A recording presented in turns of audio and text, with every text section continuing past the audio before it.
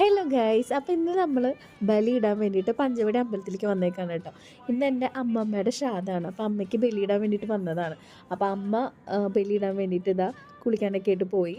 അപ്പം ഞങ്ങൾ ബീച്ചിലേക്ക് പോകുമായിരുന്നു കേട്ടോ. നമ്മളൊരു 5:30 ആകുമ്പോഴാണ് ഇവിടെ വന്നത്. അപ്പോൾ നല്ല ഇരുട്ടായിരുന്നു. ഇപ്പോഴാണ് ഒന്ന് വെളിച്ചം വീണത്. അപ്പോൾ നമ്മളിതാ കടപ്പുറത്തേക്ക് പോവാണ് കേട്ടോ.